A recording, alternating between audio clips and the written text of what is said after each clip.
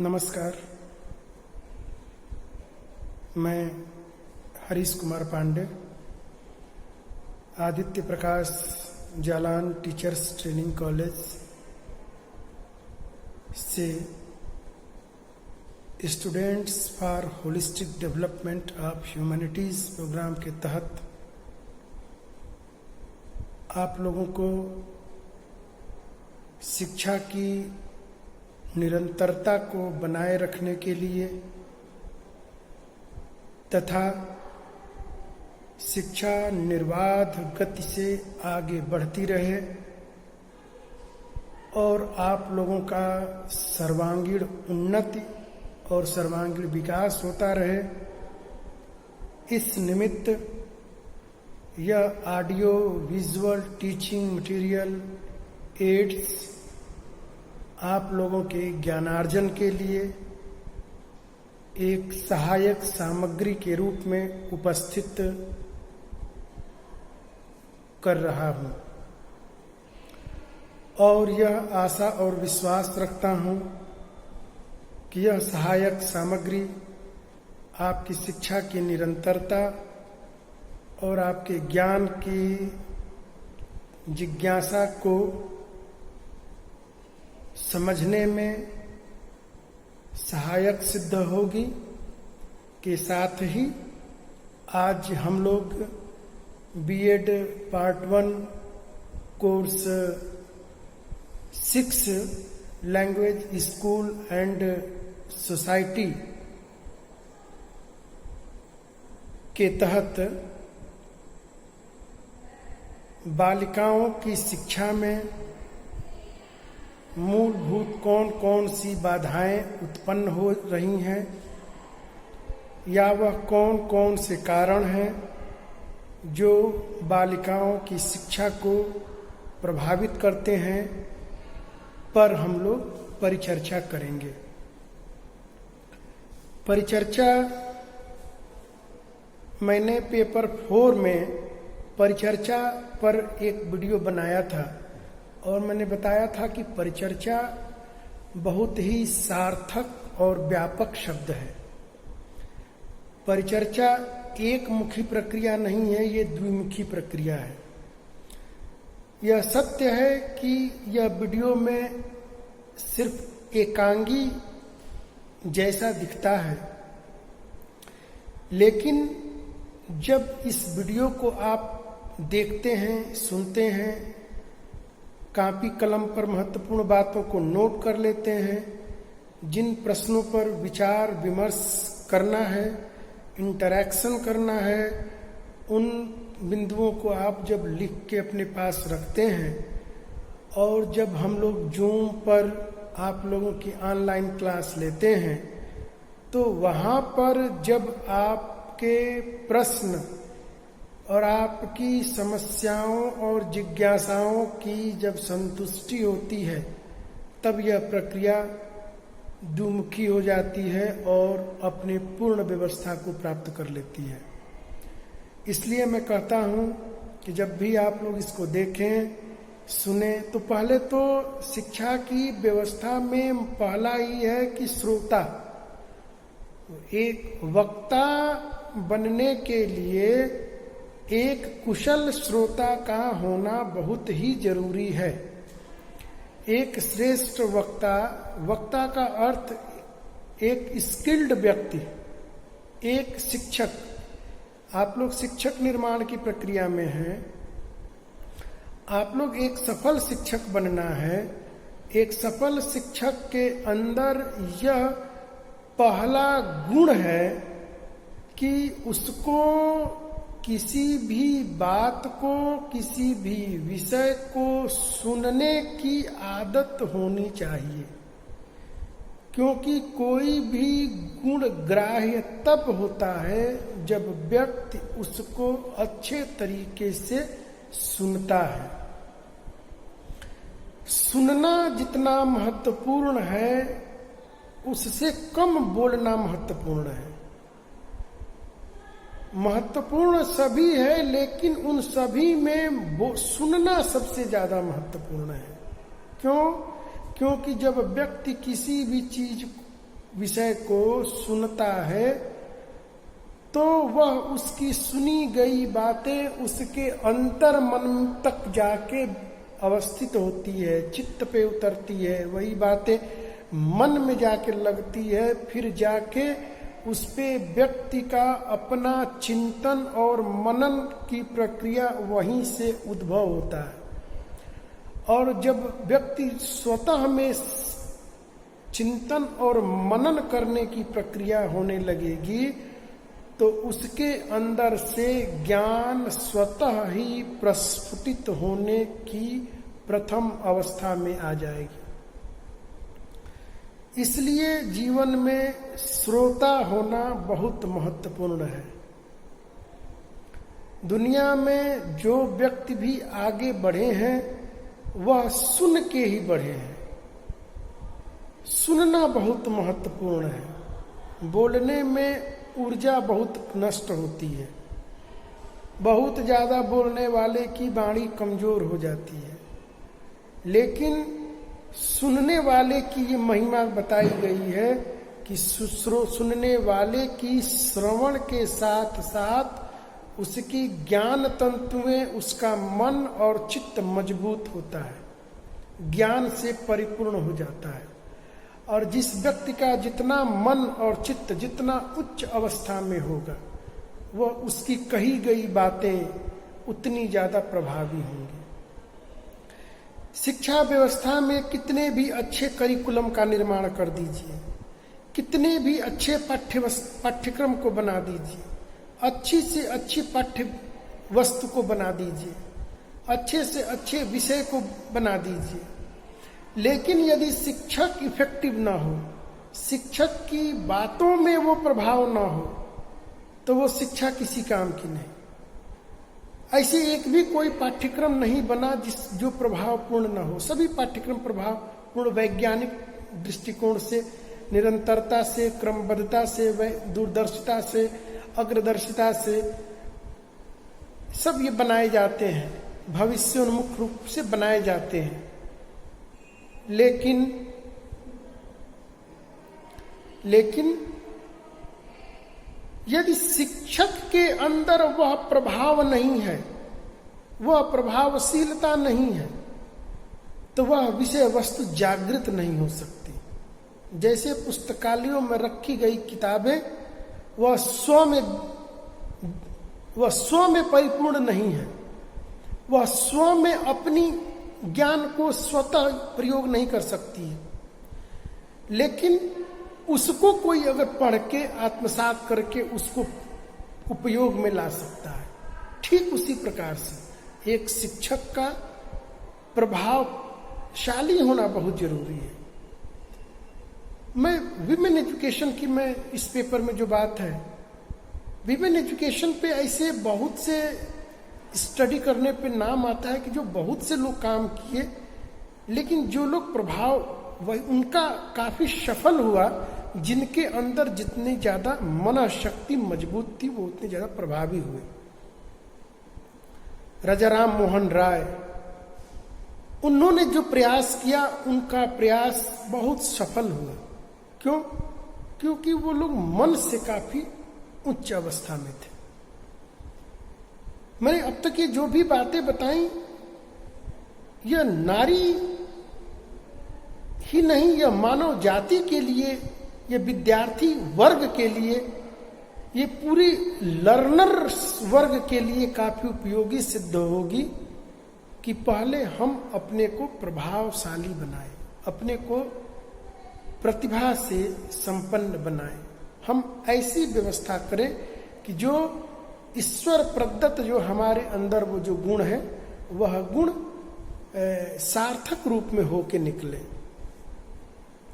तो इस प्रकार से हम लोग बात करेंगे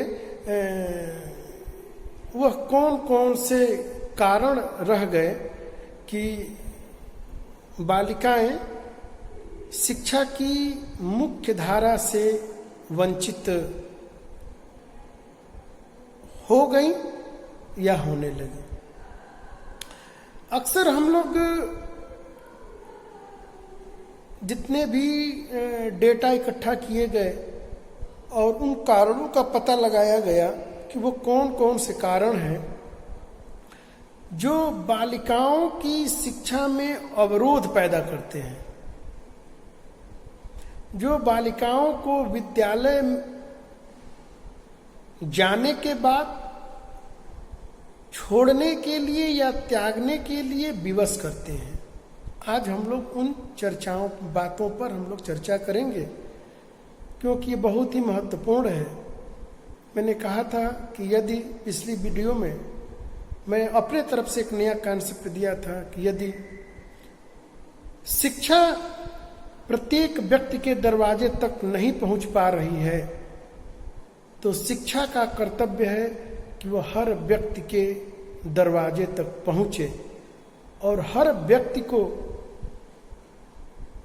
दरवाजे को खटखटाए और उसको अपने प्रभाव से प्रभावित करे कि जिससे व्यक्ति के अंदर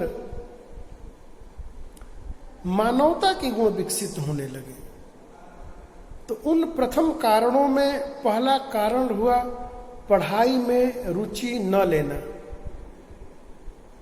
किसी भी समस्या का मूल कारण है किसी भी व्यवस्था में मन का न लगना, और व्यक्ति का मन का न लगना इस बात का यह द्योतक नहीं है कि उसको संबंधित कार्य में मन नहीं लग रहा है। इसका यह मतलब हुआ कि संबंधित कार्य उस व्यक्ति की पहुंच में बहुत ज्यादा मात्रा में नहीं है। मनोविज्ञान के सिद्धांत ये बताते हैं कि मानसिक थकान एक बोरियत है। जिस व्यक्ति को बार बार उसी प्रकार की परिस्थिति उत्पन्न कराई जाएगी या दी जाएगी, उस परिस्थिति में व्यक्ति का मन अवस्थित होने लगता है। तो जब हमने उनको पढ़ने के लिए अवसर ही उत्पन्न नहीं किया और एक प्रथम बार अवसर दिया और प्रथम बार में ही ये चाहते हैं कि वह अपना परिपूर्ण कर ले, तो शायद यह कोरी कल्पना है। शिक्षा निरंतरता है। हम जितने ज्यादा शिक्षा में अपने को संलग्न और संलिप्त करते हैं, उतनी ज्यादा हमारा मन उसमें लगने लगता है। कार्य की निरंतरता उस कार्य के प्रति व्यक्ति का झुकाव नैसर्गिक है। जिस कार्य में व्यक्ति बार बार संलिप्त होता है, धीरे धीरे उस कार्य में उसका मन लगने लगता है।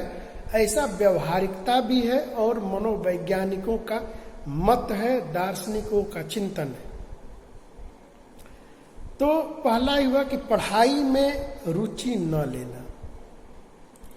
तो रुचि न लेना इसका मतलब यह अर्थ है कि उसको और ज्यादा अवसर उपलब्ध कराने हैं और उन अवसरों में रुचि ज्यादा हो। उन अवसरों में मतलब उसका ऐसी व्यवस्था को डेवलप किया जाए जिससे उसमें रुचि ज्यादा उत्पन्न हो। अर्थात शिक्षा को हम व्यवहारिक बना दें, शिक्षा उसके सीखने के अनुकूल बना दें, शिक्षा उसकी क्षमता तक पहुंचा दें, शिक्षा उसकी योग्यता के अनुरूप कर दे और उसके अंदर जो नैसर्गिक गुण है, उसके अंदर जो जन्मजात गुण है, अब अगर उस गुण के अनुरूप शिक्षा की व्यवस्था कर दिया जाए, पाठ्यक्रम को सृजित कर दिया जाए, तो स्वाभाविक रूप से उसमें उस व्यक्ति का मन लगने लगेगा।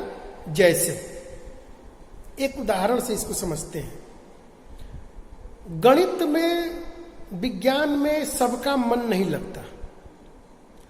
अब मान ले कि गणित में मन नहीं लग रहा है, तो इसका ये कदापि अर्थ नहीं है कि उसको पढ़ने के अधिकार से वंचित कर दिया जाए। किसी व्यक्ति को खाना बनाने में ज्यादा मन लग रहा है, तो अगर देखा जाए तो आज अवसरों की उपलब्धता, पाठ्यक्रम इतने ज्यादा लचीले, इतने ज्यादा व्यापक हो गए कि सब लोगों के अनुरूप योग्यता, क्षमता के अनुरूप बन गए। तो आज सब लोग अपने हिसाब से, आज देखिए पाक शास्त्र में कितने प्रकार की, कितना अपने को उन्नत किया है।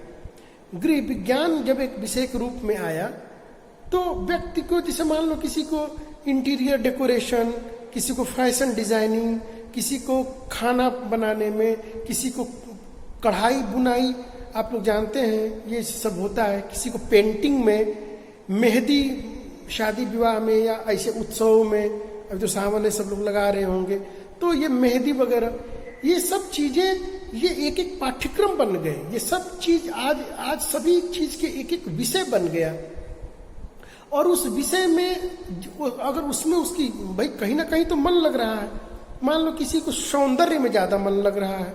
देखिए आज ब्यूटी पार्लर्स के पढ़ाई खुल गई, डिप्लोमा कोर्स होने लगे, सर्टिफिकेट कोर्स होने लगे, पीजी लेवल पे इसमें रिसर्चेज हो रहे हैं, डॉक्टरेट हो रही है इन सब चीजों में। क्यों?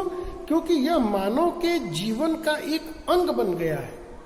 और मानव के विकास के जितने भी डायमेंशंस होंगे, वो सभी डायमेंशंस या तो फ्यूचर में हो या प्रेजेंट में हो, वो सभी विषय बनने के रूप में अवस्थित होते हैं। तो यहाँ पे हो गया पढ़ाई में रुचि का न लेना। यह आज के 20, 25, 30, 50 वर्ष पहले ये बातें थीं, क्योंकि उस समय विषय वस्तु बहुत ज्यादा नहीं होते थे। एक इसको दूसरे उदाहरण से समझिए कि पहले सिर्फ एक विषय था विज्ञान। आज इस विज्ञान को कितनी शाखाएं, हमें लग रहा है कि विज्ञान की लगभग 125 से ज्यादा शाखाएं हैं।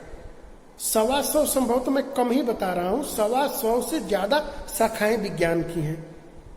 तो पहले एक विषय था विज्ञान। आप लोग अभी भी जो भी आप लोग पढ़ते होंगे, सुकरात, प्लेटो, अरस्तु, इसमें सबकी परिभाषा पाएंगे। इकोनॉमिक्स में भी पाएंगे, दर्शन में भी पाएंगे, शिक्षा शास्त्र में पाएंगे, मनोविज्ञान में पाएंगे, भूगोल में पाएंगे, ऐसे राजनीति विज्ञान में पाएंगे, सिविक्स में पाएंगे, सभी क्षेत्रों में। तो उस समय जो विषय होते थे वो बहुत संकीर्ण होते थे। संकीर्ण का मतलब उतने उसके डायमेंशंस नहीं थे, उतने रिसर्चेज नहीं हुए थे। अब तो विषय में उप विषय में खंड खंड में वो जो भाग, ऐसे ऐसे विषय बनते जा रहे हैं। तो व्यक्ति की अब तो इतने डायमेंशंस हो गए कि व्यक्ति अपनी रुचियों के हिसाब से, किसी व्यक्ति को देखिए तो बहुत अच्छा बोलता है, कोई व्यक्ति बहुत अच्छा लिखता है, कोई बहुत ज्यादा पत्रकारिता बहुत अच्छा करता है। तो देखिए कितने उसकी रुचियों के अनुसार कितने विषय बन गए। और उन विषयों में अगर उस व्यक्ति को अवसर उपलब्ध हो तो वह व्यक्ति की, उसकी प्रतिभा, उसकी क्षमता और उसकी योग्यता उस विषय में ज्यादा निखरेगी, जिस अपेक्षाकृत उन विषयों में जो उस विषयों में उसकी रुचि नहीं है।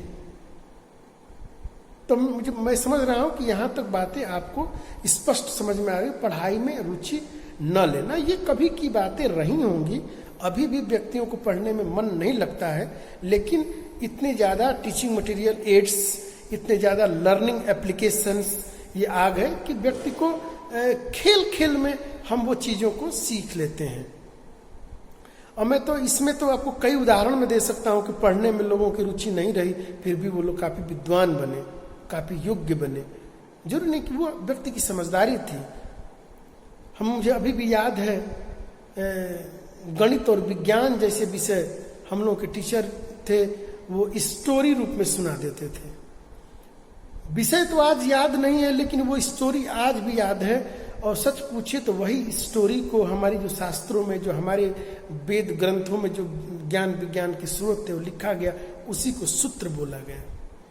सूत्र बहुत छोटे होते हैं, लेकिन सूत्र की जब सूत्र जब खुलते हैं तो बड़े से बड़े समस्याओं का समाधान करते हैं और बहुत बड़े व्यापक होते हैं। तो इन वाक्यों को सूत्र वाक्य में यदि लिया जाए तो निश्चित रूप से शिक्षा की सार्थकता और उसकी व्यापकता दोनों सार्थक सिद्ध होगी। दूसरा है घर के काम की जिम्मेदारी। महिलाओं को शिक्षा से पिछड़ जाना या विद्यालय छोड़ देना, इसका मूलभूत कारणों में से यह कारण है कि घर के काम की जिम्मेदारी। हम इस बात से आज भी 21वीं सदी में भी इस बात से हम इनकार नहीं कर सकते कि महिलाओं को पुरुषों के बराबर परिवार में स्थान प्राप्त है। आज भी महिलाओं को घरों में पुरुषों की तुलना में या बालकों की तुलना में, समकक्ष बालकों की तुलना में ज्यादा काम करने पड़ते हैं। जैसे खाना बनाना, चौका चूल्हा बर्तन, घर की सफाई, डेकोरेशन, घर में जो मेहमान आते हैं उनकी मेहमानबाजी, सबके कपड़ों को धुलाई करना, प्रेस करना वगैरह वगैरह, घरों को सजा कर रखना, ये जितने भी और छोटी छोटी बातें हैं, ये सभी जिम्मेदारियां कहीं ना कहीं महिलाओं पर ज्यादा है, बालिकाओं पर ज्यादा है। घर के माँ और पिताजी के कामों में हाथ बटाने का जो काम है वह बालकों की तुलना में बालिकाओं के ऊपर उसकी जिम्मेदारी ज्यादा है। अभी भी इस बात पे 1-8% में कोई इनकार कर दे, लेकिन इस बात को इनकार नहीं किया जा सकता है कि निश्चित रूप से, और अगर जिस व्यक्ति की जितनी ज्यादा जिम्मेदारियां होंगी उसको अवसर उतना कम मिलेगा, क्योंकि सबके लिए समय 24 घंटे ही है। और जो व्यक्ति इन सब घरेलू कामों में जितना ज्यादा इन्वॉल्व होगा तो वो निश्चित रूप से अपने लिए समय कम निकाल पाएगा, और जब वो अपने लिए समय कम निकाल पाएगा तो निश्चित रूप से वह स्व के विकास के लिए, सेल्फ आइडेंटिटी के लिए और सेल्फ अवेयरनेस के लिए वो वहां पे निश्चित रूप से वह संदर्भित पक्ष में वह पीछे हो जाएगा, अर्थात बालकों की तुलना में वह निश्चित रूप से यहाँ पे वो पीछे हो जाएगा। तो यहाँ पर मेरा स्पष्ट मत है कि परिवार को इस जिम्मेदारी को समझना चाहिए और उसमें अपनी भूमिका बदलनी पड़ेगी, और बालिकाओं को भी उनके लिए समय, उनके लिए अवसर को सृजित करना पड़ेगा, और बालकों के भी अंदर इस प्रकार के संस्कार भरने पड़ेंगे कि वो यदि घर के काम में हाथ बटाएं, यदि घर के कामों में हाथ नहीं, अगर संपूर्ण कामों में हाथ नहीं बटा पा रहे हैं तो कम से कम अपना काम वो स्वयं करें।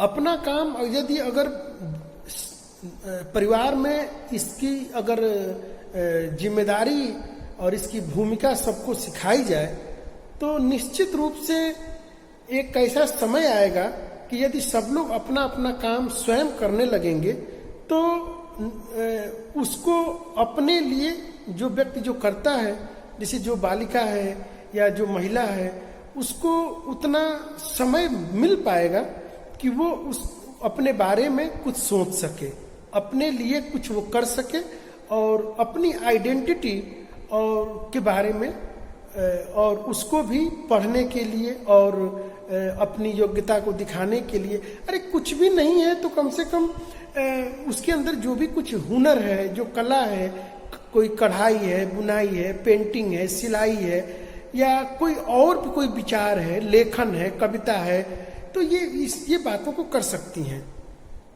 आप लोग मैं आपको एक बहुत व्यवहारिक आप लोगों को एक मैं उदाहरण बताऊं। आप लोग कई विद्यालयों से होके आए होंगे बीएड में।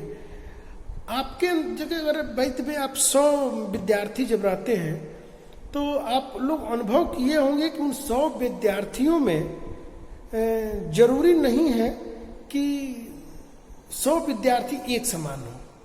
बहुत से विद्यार्थी बहुत कम होंगे, 2-4% होंगे जो बहुत अच्छा लेखन जानते हैं, जो कुछ ऐसे बच्चे होंगे जो बहुत अच्छा कविता कहानी लिख लेते हैं।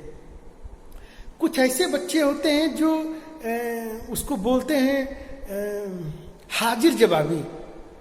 हजारों हजार में ऐसे बच्चे होते हैं जिनके हाजिर जवाबी। तो इसका मतलब कहीं ना कहीं उसके अंदर अन्य बालकों से उसके अंदर वो अलग की योग्यता है, वो अलग की गुण है।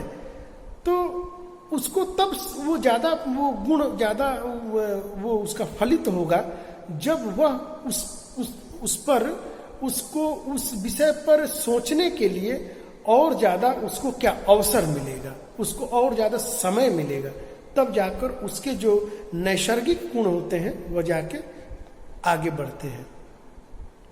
अच्छा, जैसे कि मैं आपको एक उदाहरण दूं। आप जितने भी फिल्म के आप लोग हीरो, आप लोग जो भी एक्टर, डायरेक्टर, प्रोड्यूसर जो भी होते हैं, आप उनकी जीवनी को पढ़िए या टीवी में आते हैं उनके सुनिए, तो वो लोग भी कहीं ना कहीं या क्रिकेटर्स हैं या कोई बैडमिंटन्स हैं या सानिया मिर्जा हैं, साइना नेहवाल हैं, गीता फोगाट हैं, ये जितने भी लोग इनके पढ़े थे, इनको पढ़ने में मन कम लगता था, लेकिन इनके भी अंदर कुछ खेल में या चेस में या बैडमिंटन में या कुश्ती में जो भी योग्यता थी, तो उसमें उनको उसमें समय दिया। जब समय दिया तब जाके उनकी प्रतिभा उसमें जाके निखार ली है और उससे उनकी क्या पहचान बनी है, आइडेंटिटी बनी है।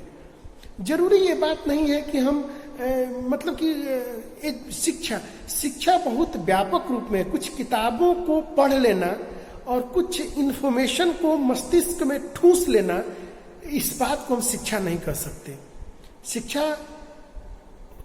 शिक्षा तो एक माध्यम है जो व्यक्ति के नैसर्गिक गुणों को बाहर निकाल दे, उसको प्रकट कर दे, और जिस माध्यम से वो प्रकट होती है वही माध्यम शिक्षा कहलाती है।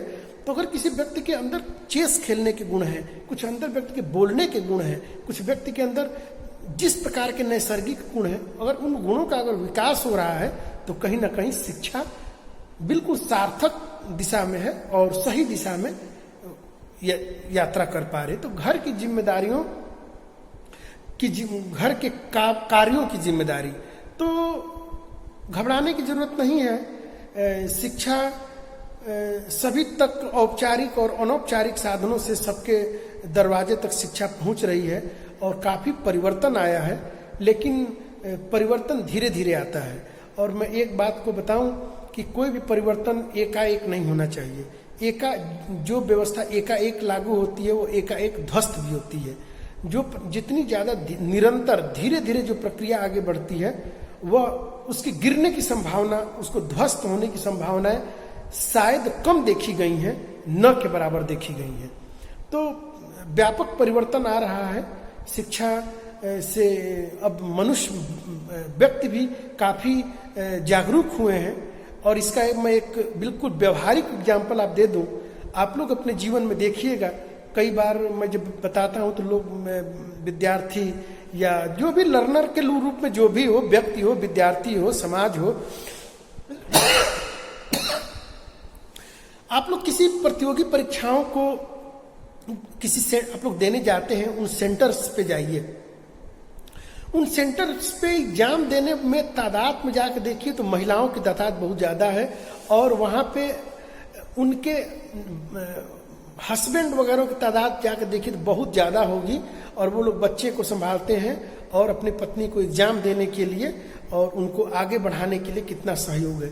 तो इस बात को आप ये नहीं कर सकते हैं कि समाज बंद है, समाज अब परिवर्तन नहीं चाहता है। समाज परिवर्तन चाहता है, लेकिन परिवर्तन एकाएक नहीं हो सकता है। समाज में जरूरी नहीं कि सभी लोग स्वस्थ मानसिकता से युक्त हों। समाज में कुछ ऐसे भी व्यक्ति होते हैं जो जन्मजात बीमारियों से ग्रसित होते हैं। राम के समय में भी रावण थे, राम के समय में भी कुंभकर्ण था, राम के समय में भी उनके भी राज्य में मंथरा और अन्य लोग रहते थे। तो यहां पे इस बात को मानना पड़ेगा कि हाँ, प्रतिशतता में थोड़ी सी जो अंतर आ गया था, अब उसको बहुत तेजी से वो अंतर को पाटने का समय है, क्योंकि 21वीं सदी ये ज्ञान और विज्ञान की सदी है और यह मानव के उत्थान की सदी है। और मानव का उत्थान तभी संभव होगा जब मानव के अंतर्निहित गुणों को जिस रूप से प्रकट हो, जिस रूप से उसके अंतर्निहित गुणों को आगे बढ़ाया जाए, वही माध्यम सफल और सार्थक हो सकती है। आगे है कि घर के भाई बहनों की देखभाल।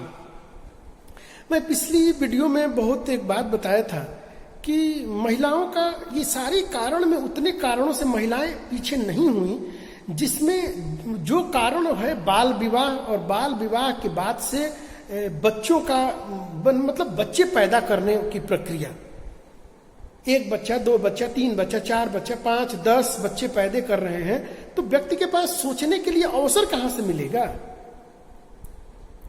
अब जैसे कि घर में अगर बाई द वे अगर लड़की बड़ी हो गई और उसके बाद से 2-3 उनके छोटे भाई बहन अगर हुए, तो निश्चित रूप से बड़े या भाई हो या बहन हो, तो उसकी देखभाल, छोटे भाइयों की देखभाल में ही उसका सारा समय गुजर जाता है। तो वो कहां से पढ़ेगी और अपने बारे में सोचेगी। अरे अपने बारे में सोचने की तो बात, सोचना, देख, सोचना एक प्रक्रिया है। ऐसा नहीं है कि हम बैठे बैठे कुछ भी सोचेंगे। जब तक अब तो वीडियो में इसको नहीं बताया जा सकता, कभी क्लास में कभी आप लोग होंगे तो मैं बताऊंगा। सोचने के लिए, थिंकिंग लेवल पे पहुंचने के लिए कम से कम उसके नीचे 7-8 स्टेप्स हैं। हमारे सामने जब कोई उद्दीपक ही नहीं है तो हम सोचेंगे क्या। सामने कुछ ना कुछ होना चाहिए, वो एक उत्तेजना होनी चाहिए। उस उत्तेजना के प्रभाव से व्यक्ति तब जाके कुछ सोचता है। सोचना हवा में नहीं है, सोचना एक प्रक्रिया के थ्रू है। इस बात को हमें समझना पड़ेगा। तो कहीं ना कहीं इस बात को मानना पड़ेगा कि जो परिवार संयुक्त रूप में है और जो परिवार लंबे हैं, संयुक्त परिवार और परिवार का लंबा होना मतलब एक ही माँ बाप के कम 6, 7, 8, 10 संतान होना, तो वहां पे बच्चों की सब कुछ प्रभावित होती है। भाषा भी प्रभावित होती है, उनकी शिक्षा